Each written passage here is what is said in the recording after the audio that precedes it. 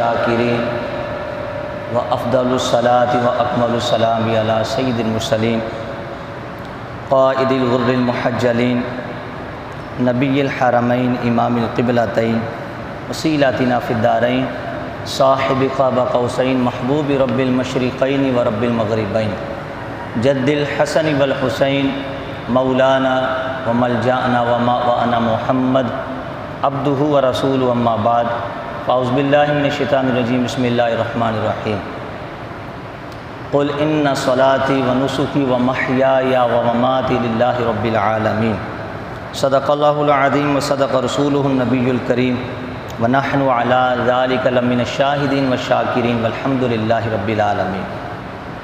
آج عید الاضحیٰ کا مبارک دن ہے، 10 ذو الحجۃ الحرام، بڑا برکت اور مبارک یہ دن ہے۔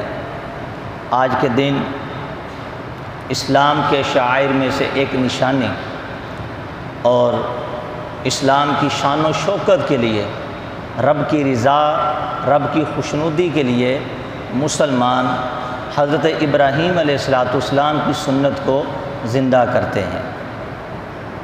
حدیث پاک کے اندر آتا ہے، صحابہ کرام علیہم رضوان نے نبی کریم صلی اللہ علیہ وسلم کی بارگاہ میں عرض کیا کہ ما حاذل الاضاحی، یا رسول اللہ یہ قربانیاں کیا ہیں، ان قربانیوں کی حقیقت کیا ہے؟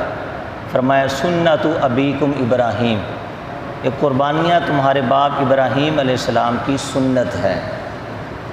اور پھر حدیث پاک کے اندر آتا ہے، اقام رسول اللہ صلی اللہ علیہ وسلم بالمدینہ 10 سنین یضحی، نبی کریم صلی اللہ علیہ وسلم 10 سال مدینہ المنورہ میں جلوہ گر ہوئے، ہر سال قربانی کیا کرتے تھے، ہر سال قربانی فرمایا کرتے تھے۔ تو پتہ چلا کہ قربانی ذوالحجۃ الحرام کی 10، 11 اور 12 کو واجب ہے، جو صاحب نصاب ہوگا اس پہ قربانی کرنا واجب ہوگا۔ اور قربانی کے جو دن ہے وہ 3 دن ہی قربانی کے کہلاتے ہیں۔ حضرت عمر فاروق اعظم رضی اللہ تعالیٰ عنہ خود فرماتے ہیں انما النحر هذه ثلاثة الایام، کہ قربانی ان 3 دنوں میں ہی ہوا کرتی ہے۔ اور حضرت علی شیر خدا رضی اللہ تعالیٰ عنہ سے بھی حدیث پاک کی روایت ہے، آپ فرماتے ہیں کہ قربانی 10 ذوالحجۃ الحرام کا پہلا دن اور وبعدہ یومان، اور اس کے بعد 2 دن یعنی 11 اور 12 تک قربانی کی جا سکتی ہے۔ یہ 3 دن عید الاضحیٰ کے قربانی کے کہلاتے ہیں۔ جو شخص غنی مالدار ہو، صاحب نصاب ہو، اس کے باوجود وہ قربانی نہ کرے تو حضور علیہ السلام نے ارشاد فرمایا من کان له سعۃ، کہ جس کے پاس گنجائش ہو، وسعت ہو، جو صاحب نصاب ہو، مالدار ہو، ولم یضحی، قربانی نہ کرے، فرمایا فلا یقربن مصلانا، وہ ہماری عید کا آگے قریب بھی نہ آئے۔ علماء کرام اس حدیث کی شرح میں بعض لکھتے ہیں، اس کا مطلب یہ تھا کہ جو غنی مالدار ہے وہ قربانی کر سکتا تھا لیکن قربانی نہیں کر پا رہا، تو اسے مسجد میں آنے نہ دیا جائے۔ ہمارے ہاں تو خیر اس طرح نہیں ہوتا، نہ ہوگا، ایک فتنے کا مسئلہ ہے۔ یہ ڈانٹ ڈپٹ کے لیے فرمان تھا، یہ ڈانٹ ڈپٹ کے لیے فرمان تھا کہ جو وسعت ہونے کے باوجود قربانی نہیں کرتا اسے ہماری مسجد کے قریب عیدگاہ میں نہیں آنا چاہیے۔ اس سے پتہ چلتا ہے کہ قربانی کی شان و شوکت کتنی اعلیٰ ہے، اور چونکہ اس کا حکم قرآن کریم کے اندر ہے فَصَلِّ لِرَبِّكَ وَانْحَرْ، اللہ اپنے محبوب کو ارشاد فرماتا ہے کہ اپنے رب کے لیے نماز پڑھیے اور قربانی کیجیے۔ وَانْحَرْ یہ امر کا صیغہ ہے۔ نبی پاک علیہ السلام جہاں رحمت للعالمین ہے، وہاں اجود الناس، لوگوں میں سب سے بڑھ کر سخی بھی حضور ہیں۔ حضرت عائشہ صدیقہ رضی اللہ تعالیٰ عنہ فرماتی ہیں کہ تمام روئے زمین میں لوگوں سے بڑھ کر میرے سرتاج سب سے زیادہ سخی تھے۔ حاتم طائی اگر تھے کافر تھا، اسلام نہ لایا، اس کی سخاوت کے ڈھنکے آج بجتے ہیں اور کہا جاتا ہے، لیکن حاتم سخی کی سخاوت یہ تھی کہ اس سے مانگنے والا لے کر چلا جاتا تو پھر مانگنے کی طلب رکھتا تھا، لیکن میرے محبوب کے در پہ جو ایک بار آ جاتا تو پھر مرتے دم تک سرکار اس کو اتنا عطا فرماتے، پھر اس کو مانگنے کی حاجت بھی نہ رہتی۔ منگتا کا ہاتھ اٹھتے ہی داتا کی دین تھی، دوری قبول عرض میں بس ہاتھ بھر کی ہے۔ یہ نبی پاک علیہ السلام کی سخاوت ہے۔ حضرت عائشہ صدیقہ رضی اللہ تعالیٰ عنہ فرماتی ہیں کہ آپ کی سخاوت کا عالم یہ تھا کہ اگر کوئی شخص نبی پاک علیہ السلام کے پاس آ کے کچھ مانگتا اور اس وقت آپ کے پاس موجود نہ ہوتا تو ارشاد فرماتے کہ فلاں سے ادھار لے لو، میں تمہارا ادھار چکا دوں گا، یعنی لا انکار تو ہے ہی نہیں۔ یہ سخاوت ہے سرکار علیہ السلام کی۔ تو اجود الناس فرمایا لوگوں میں سب سے زیادہ سخی نبی پاک علیہ السلام کی ذات ہے۔ حضور علیہ السلام نے قربانی ذبح کی، دمبے کو ذبح فرمایا اور اس کا گوشت سامنے رکھ کے ہاتھ اٹھائے اور دعا فرمائی اللہم ھذا عنی، اے اللہ یہ مجھ محمد کی طرف سے ہے، اور فرمایا وعمن لم یضحِ من امتی، اور میری امت میں جو قربانی نہ کر سکے یہ اس کی بھی طرف سے ہے، اس کو قبول فرما لے۔ یہ سرکار کا ہم سے پیار، سرکار کی ہم سے محبت، یہ سخاوت، اپنی امت کے لیے درد کہ بعض لوگ جو غریب، جو فقیر، جو مسکین ہیں، جو قربانی نہیں کر سکتے، تو نبی پاک علیہ السلام نے قیامت تک آنے والے لوگوں کے لیے پہلے ہی سے قربانی کر کے ان کو اصال ثواب عطا فرما دیا۔ اور اس حدیث پاک سے یہ بھی مسئلہ معلوم ہوا کہ آگے گوشت رکھے، آگے کھانا رکھے، آگے پھل رکھ کر دعا کرنا اصال ثواب کے لیے یہ نبی پاک علیہ السلام کی مبارک سنت ہے۔ اس سے بھی بعض لوگوں کو بڑی چڑ ہوتی ہے کہ یہ ختمہ دلاتے ہیں، یہ ختم شریف پڑھتے ہیں، یا آگے رکھ کے دعائیں کرتے ہیں۔ حالانکہ اللہ ارشاد فرماتا پارہ نمبر 8 میں فَكُلُوا مِمَّا ذُكِرَ اسْمُ اللَّهِ عَلَيْهِ إِن كُنتُم بِآيَاتِ مُؤْمِنِينَ، فرمایا اس چیز کو کھاؤ کہ جس پہ اللہ کا نام ذکر کر دیا گیا ہے، اگر تم ایمان والے ہو۔ تو شرط ہے ایمان والوں کی، ایمان والوں کو فرمایا گیا کہ جس بھی چیز پر رب کا نام پڑھ دیا جائے وہ باعث برکت ہوتی، اس کو کھا لیا کرو۔ اللہ کا کرم ہے کہ سنی یہی کرتے ہیں، آگے جو نیاز ہوتی ہے، جو کھانے ہوتے ہیں، اس میں کس کا نام لیا جاتا ہے؟ اللہ کا کلام ہی تو پڑھا جاتا ہے۔ رب کا کلام کیا ہے؟ تو رب کا کلام فرمایا وَنُنَزِّلُ مِنَ الْقُرْآنِ مَا هُوَ شِفَاء، ہم نے قرآن میں جو بھی اتارا سب کا سب باعث شفا کہلاتا ہے۔ تو ہماری نیاز جو ہوتی ہے، ہمارے جو کھانے ہوتے ہیں، وہ دعا کے ذریعے سے قرآن کریم کے کلمات پڑھ کے وہ باعث شفا بن جاتے ہیں۔ یہ ہمارا ایمان، یہ ہمارا عقیدہ، ہمارا دعویٰ ہے کہ جس چیز پر رب کا قرآن پڑھا جائے گا اس میں کبھی زحمت نہیں آئے گی بلکہ رحمت اترے گی، وہ وبا نہیں ہوگی بلکہ وبا کے لیے بطور شفا کا کام کرے گی۔ اللہ کا بڑا کرم ہے۔ اور پھر دیکھیے آج کا وہ عظیم دن ہے کہ حضرت ابراہیم علیہ السلام کو جو 8 ذی الحجہ کو خواب آیا کہ خواب میں آپ کو دکھایا گیا کہ آپ اللہ کے لیے قربانی کیجئے، آپ اٹھے، بعض روایتوں میں آتا آپ نے 100 اونٹ ذبح کر دیے۔ پھر 9 ذی الحجۃ الحرام کو خواب آیا قربانی کیجئے، فرشتہ خواب میں آیا اللہ کے لیے قربانی کیجئے، اللہ آپ کو قربانی کا حکم دیتا ہے۔ پھر آپ نے اگلے دن اٹھ کے 200 اونٹوں کو ذبح فرما دیا، نحر فرما دیا۔ 10 ذی الحجۃ الحرام کو پھر خواب آ گیا قربانی کیجئے۔ اب رب کی بارگاہ میں پوچھتے ہیں کہ یا اللہ میں کون سی قربانی کروں؟ آخر وہ کون سی چیز ہے جو تیری چاہت ہے جو میں کر نہیں پا رہا؟ اور یہ جو نبی کا خواب ہوتا ہے یہ وحی خدا بندی ہوتی ہے، حکم الہی ہوتی ہے۔ نبی کا خواب جو ہوتا ہے وہ اللہ کی طرف سے حکم ہوتا ہے۔ ہمارے خواب ظنیات میں مبنی ہے، نبی کے خواب ظنیات نہیں، وہ قطعی ہوتے ہیں، وہ وحی الہی ہوا کرتی ہے، اس کو پورا کرنا ان کے اوپر ضروری ہوا کرتا ہے۔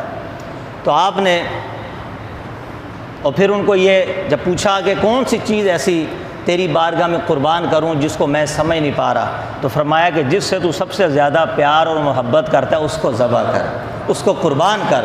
تو پھر آپ سمجھے کہ مجھ سے میرے بیٹے کی قربانی کا مطالبہ کیا جا رہا ہے۔ چونکہ واقعہ بڑا طویل ہے، ہم 3 جمعوں سے یہ بیان اپنا چلا رہے تھے، تو المختصر یہ کہ آپ نے اپنے شہزادے کو ساری باتیں بتائیں کہ یوں مجھے خواب میں تجھے قربان کرنے کا حکم دیا ہے، تیری کیا خواہش ہے؟ یا بنیا انی ارا فی المنام انی اذبحک فانظر ماذا تری، اے بیٹے میں نے خواب میں دیکھا کہ میں تجھے ذبح کر رہا ہوں، تو بتا کہ تیری کیا رائے ہے؟ تو بیٹا کہتا ہے یا ابت افعل ما تؤمر ستجدنی انشاءاللہ من الصابرین، اے میرے باپ آپ وہی کیجئے جس کا آپ کو حکم دیا گیا ہے۔ دیکھیے یہاں اسماعیل علیہ السلام بھی نبی ہیں، ابراہیم علیہ السلام بھی نبی ہیں۔ اسماعیل علیہ السلام یہ نہیں کہہ رہے کہ جو آپ نے خواب دیکھا وہ کیجیے، نہیں، بلکہ جو آپ کو حکم دیا اس کو پورا کیجیے۔ تو یہ نبیوں کا کنسیپٹ اور عقیدہ تھا کہ یہ جو ان کے خواب ہوتے ہیں یہ وحی الہی ہوا کرتی ہے۔ یہ کیا ہوا کرتی ہے؟ وحی الہی ہوا کرتی ہے۔ ورنہ ابراہیم علیہ السلام کی شان تو یہ کہ وَكَذَلِكَ نُرِي إِبْرَاهِيمَ مَلَكُوتَ السَّمَاوَاتِ وَالْأَرْضِ، فرمایا ہم اسی طرح ابراہیم علیہ السلام کو زمین و آسمان کی بادشاہیت دکھاتے ہیں۔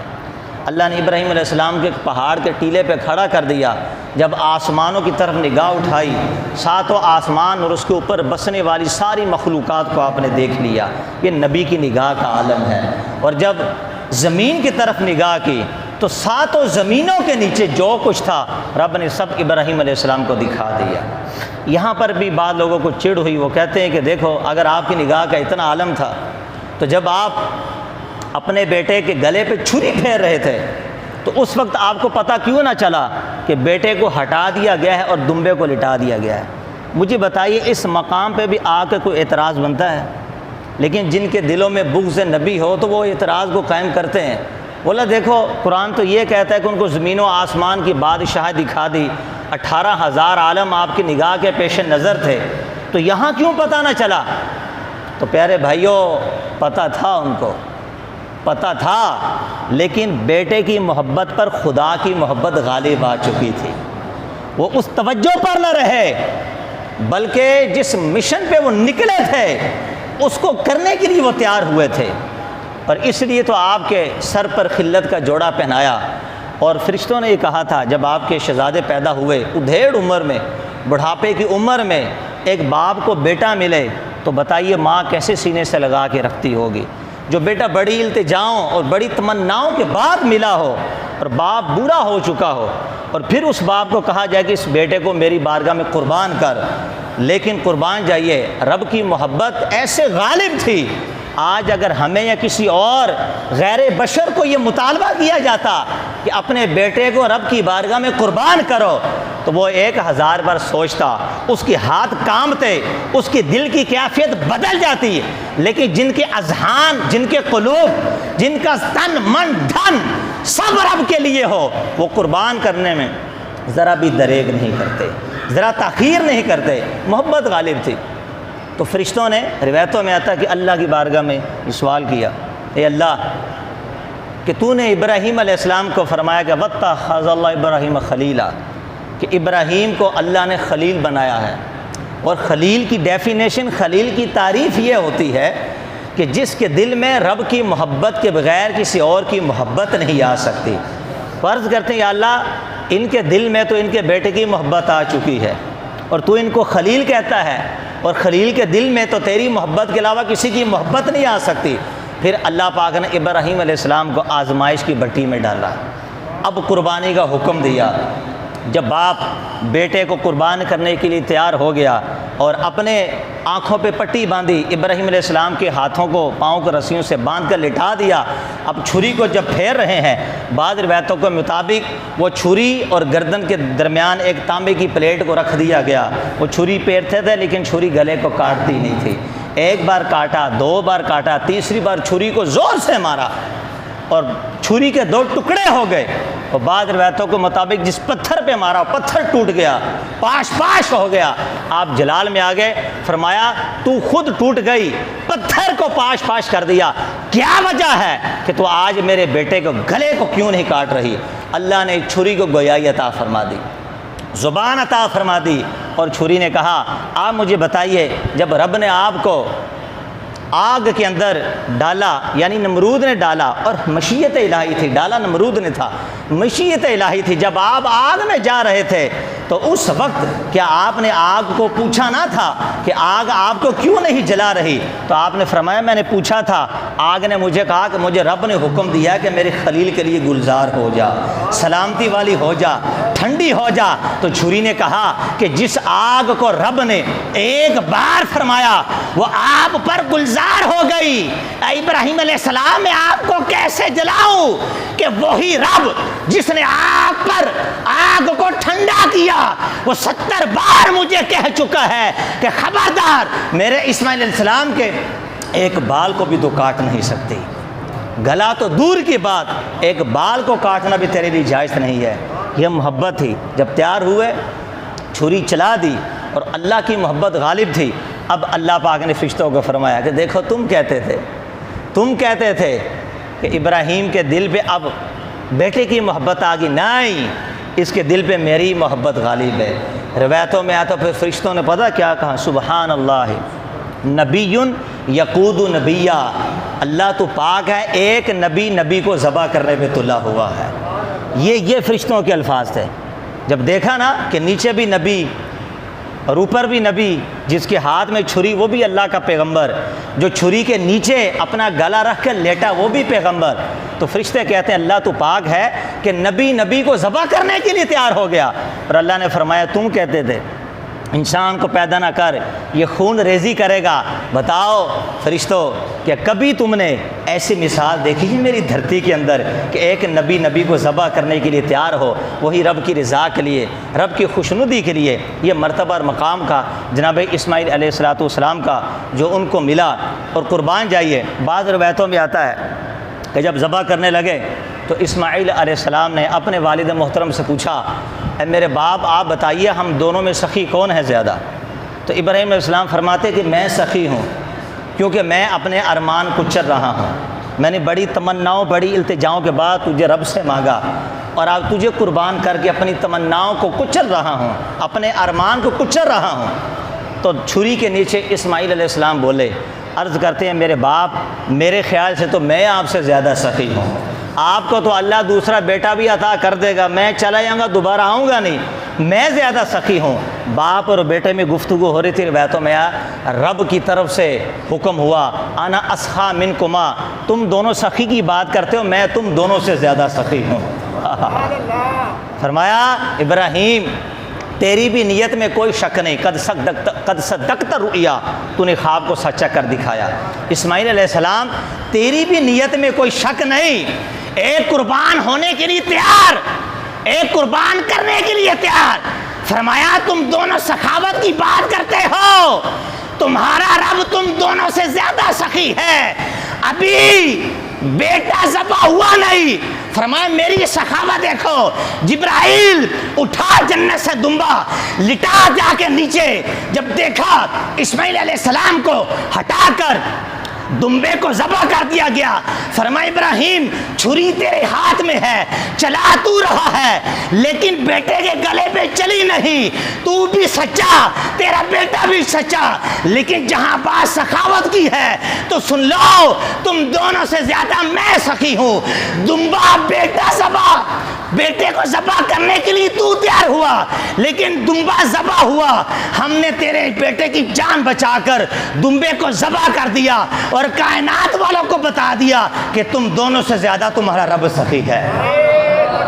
اللہ اکبر، یا رسول اللہ، یا غوث اعظم۔ تو سخاوت، یہ بندوں کی صفت ہے، لیکن مجازی طور پر اللہ کی طرف اس کی نسبت کرنا یہ جائز ہے۔ آج جو اسلام کی شان و شوکت، جو اسلام کی شان ہے، جو اسلام کی عزت ہے، مرکزیت والا دن ہے آج۔ حج اب دیکھ لو، حرم شریف میں ہوتا ہے، خانہ کعبہ بھی وہاں ہے، اور حج کے دو ہی رکن ہیں، ایک طواف زیارہ اور ایک میدان عرفات میں رکنا۔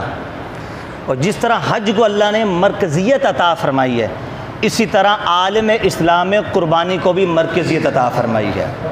دونوں میں فرق ہے کہ وہ ایک مخصوص جگہ پہ ہوتا ہے، قربانی مخصوص جگہ پہ نہیں ہوتی۔ یعنی یہ ایسی مرکزیت ہے اللہ کی طرف سے کہ جو صاحب نصاب ہو، جو غنی ہو، جو مالدار ہو، اس کے اوپر قربانی کو واجب فرما دیا۔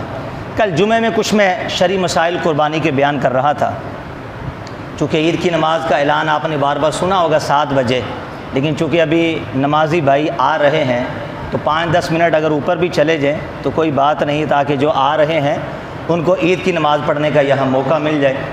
تو جو شرعی مسائل کل میں ذکر کر رہا تھا جہاں سے چھوڑے، وہیں سے ان کو آگے ذکر کرتے ہیں، چونکہ ابھی نمازی بھائی جائیں گے اور اپنے جانوروں کو ذبح کریں گے۔ افضل بہتر پتہ کیا ہے؟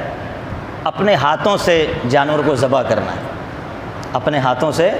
اس میں اللہ کی بڑی حکمت ہے، یعنی یہ جو جانور کی قربانی ہے یہ جہاد کا اشارہ بھی دیتی ہے۔ جو آج اپنے ہاتھوں سے ایک جانور کا گلا کاٹنے سے ڈرتا ہے، وہ اللہ کی راہ میں جہاد کرنے کے لیے کیسے تیار ہو سکتا ہے؟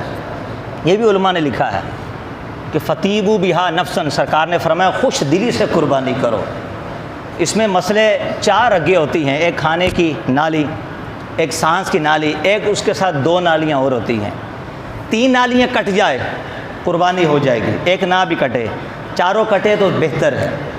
اور یہ مستحب ہے کہ قربانی کرنے سے پہلے جانور کو چارہ کھلائیں، جانور کو پانی پلائیں، اور جہاں اس کو لٹانا ہے نیچے سے جھاڑو مار کے نیچے سے پتھر وغیرہ ہٹا دیں، اور پہلے ہی قبلے کا تعین کر دیا جائے۔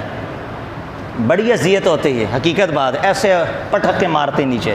سرکار نے ایک شخص کو دیکھا کہ وہ بکری کی گردن پہ اس کو لٹا کے بکری کی گردن پہ پاؤں رکھ کے چھری تیز کر رہا تھا۔ حضور جلال میں آئے اور فرمایا کہ کیا کر رہے ہو تم، اس کو کتنی موتیں مارنا چاہتے ہو؟ فرمایا کہ چھری پہلے تیز کیوں نہ کی، اور جانور کے سامنے چھری تیز کرنا یہ ظلم ہے۔ اور یہ بھی علماء نے لکھا کہ جب تک جانور ٹھنڈا نہ ہو جائے اس کی کھال نہ اتاری جائے۔ وہ دیکھا جاتا ہے قصاب ایک نمبر کے جاہل ہوتے ہیں، جو ہوتے ہیں ان کو میں کہہ رہا ہوں، سب نہیں۔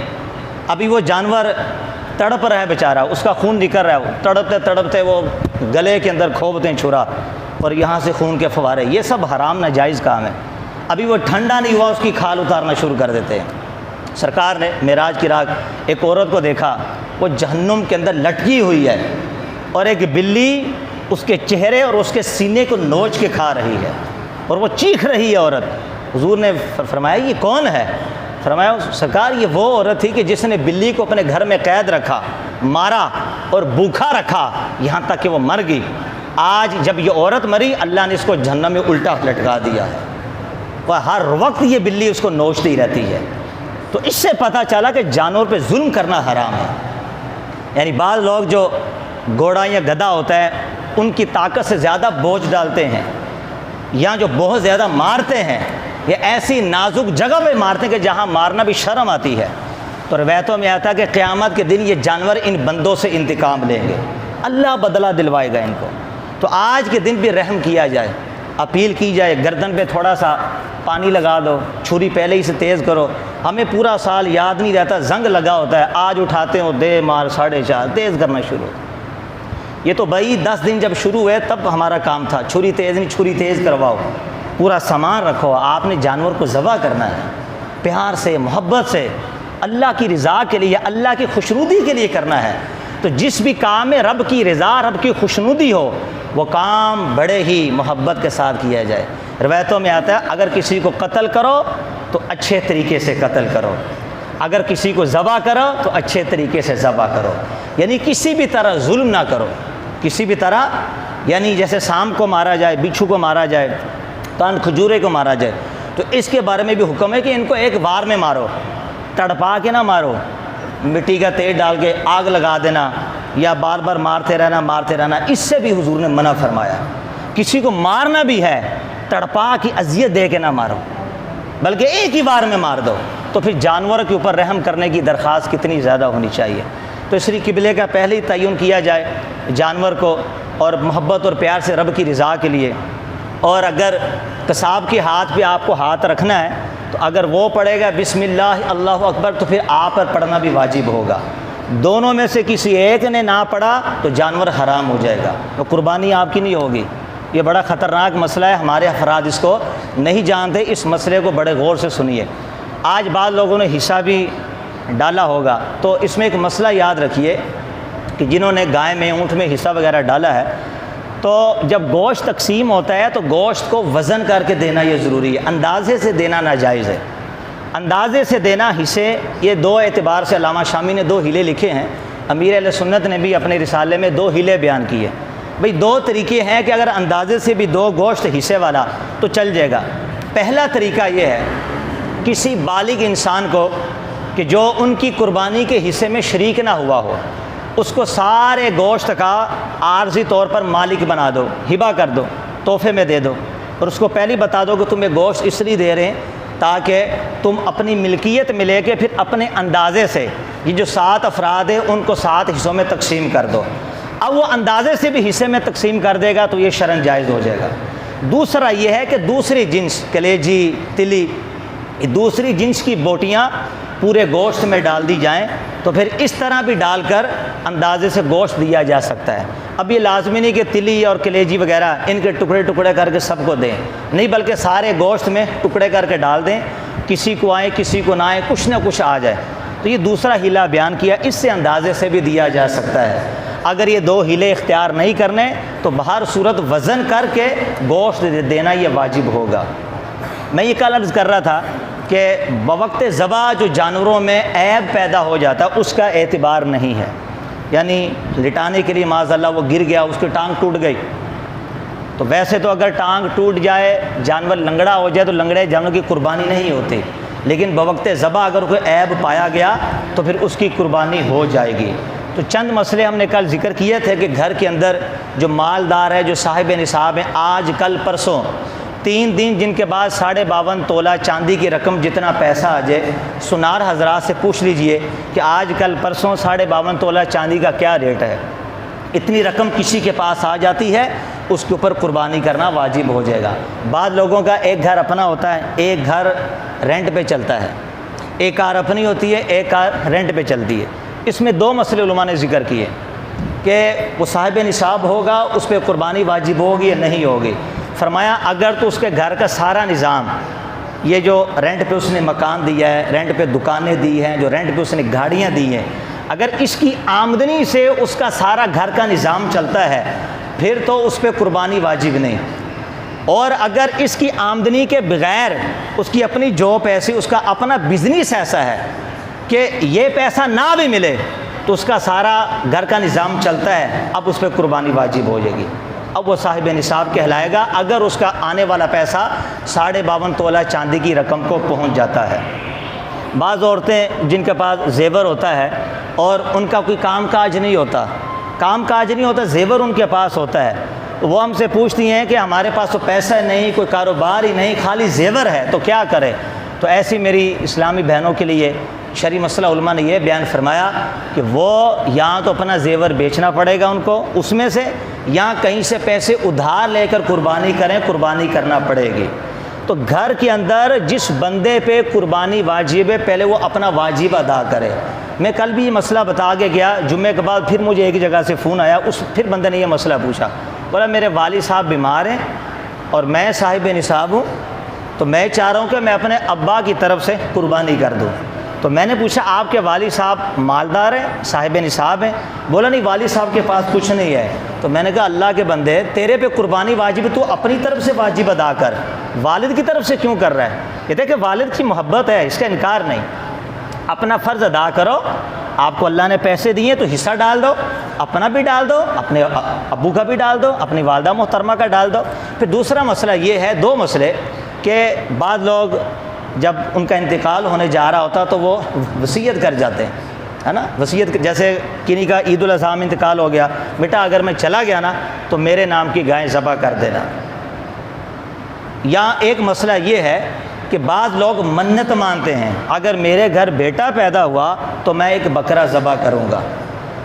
سوال یہ پیدا ہوتا ہے کہ ذبح کر لیا، عام دنوں میں جو عید الاضحیٰ پہ قربانی ہوتی اس کا گوشت تو ہم لوگ کھاتے ہیں، یہ جو وصیت کا جانور ذبح کر رہا ہے یا جو یہ منت کا جانور ذبح کر رہا ہے، اس کے گوشت کا کیا بنے گا؟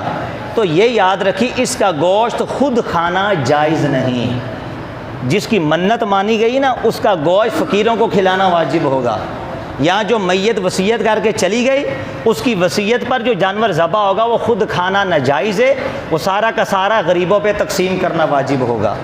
یہ مسئلہ، اور عقیقے کا گوشت وہ خود بھی کھا سکتے ہیں، اوروں کو کھلا سکتے ہیں، عقیقے کا جو حصہ ہے وہ 7 حصوں میں ڈال سکتے ہیں۔ ایک مسئلہ اور بڑا آج کل اٹھا ہے، وہ یہ کہ 7 حصوں میں ایک شخص وہ حصہ ڈالتا ہے کہ جو مطلب اس پر قربانی کرنا واجب تھی، اس نے بکرا لے لیا، یا قربانی واجب نہیں، وہ مستحب طریقے پر ویسے ہی اللہ کی رضا کے لیے اپنا حصہ ڈالتا ہے۔ تو یہ جو 7 افراد ہیں، 6 افراد وہ ہیں کہ جن پر قربانی واجب ہے، ایک بندے پہ واجب ہی نہیں ہے، وہ اپنا حصہ ڈال دیتا ہے۔ اس کے بارے میں 2 مسئلے۔ پہلا مسئلہ ہے کہ اگر اس کی نیت اللہ کی رضا، اللہ کی خوشنودی کے لیے آج کے دن قربانی کرنا پھر تو جائز ہے، اور اگر اس کی نیت عید الاضحیٰ کی قربانی کی نہیں، گوشت کھانے کی نیت ہے، 6 بندوں کی قربانی بھی ناجائز ہوگی، یہ سب کے پیسے سب کے جانور۔ تو اس لیے یہ مسئلے پہلے سیکھنے چاہیے، مسئلے پہلے سمجھنے چاہیے، علماء سے رابطہ کرنا چاہیے۔ مسئلے بڑے خطرناک ہو چکے ہیں، یا 7 حصے ہوتے ہیں، وہ 6 حصے ہو گئے، ایک نے حصہ ہی نہیں ڈالا، پھر بھی نہیں ہوگا۔ یہ 7 حصے کو مکمل کرنا پڑے گا۔ ہاں، پیسوں کا کوئی اعتبار نہیں، یعنی 10 بندے گھر کے افراد ہیں نا، 10 بھائی، وہ 10 بھائی ہیں، 10 بھائی مل کر ایک گائے لے لیتے ہیں، تو 10 بھائی مل کے لیں گے تو 10 نے پیسے ڈالے، تو پیسے کم زیادہ ڈالیں اس کا اعتبار نہیں، چونکہ وہ آپس میں بھائی ہیں، ایک ایک حصہ وہ لے لیں گے تو پھر وہ جائز ہو جائے گا۔ اب گھر ہی کے افراد ہیں تو وہ اگر گوشت وزن سے نہیں لیتے، چونکہ ایک گھر میں رہتے ہیں، تو وہ آپس میں اندازے سے بھی گوشت لیں گے تو ان کے لیے اندازے سے گوشت لینا بھی جائز ہو جائے گا۔ یہ 2-4 مسئلے میں نے آپ کی بارگاہ میں عرض کیے، چونکہ وقت ابھی ہو چکا اور انشاءاللہ ابھی عید کی نماز کے طرف میں جاؤں گا۔ اور ایک مسئلہ اور سن لیجئے عیب کے بارے میں۔ یہ دیکھیے، جانور کی جب جانور آپ ذبح کرنے لگیں تو اس کو ایک نظر عمیق ڈالیں، گہری نگاہ ڈالیں، اس کا کان دیکھ لیجئے، اس کا پاؤں دیکھ لیجئے، ٹانگ دیکھ لیجئے، اس کی چکی دیکھ لیجئے، اس کی دم دیکھ لیجئے۔ اگر وہ 1/3 سے زیادہ کٹی ہو، یعنی اگر چکی کے 3 حصے کرو، اگر تیسرے حصے سے زیادہ کٹی ہوگی تو قربانی نہیں ہوگی۔ اگر 1/3 کٹی ہے، کان 1/3 کٹا تو ہو جائے گی۔ سینگ کا بڑا مسئلہ آتا ہے کہ جانور لٹاتے ہیں بوقت ذبح تو خیر عیب نہیں، جب گاڑی سے نیچے اتارتے ہیں تو بعض کا نیچے گرتا تو سینگ ٹوٹ جاتا ہے۔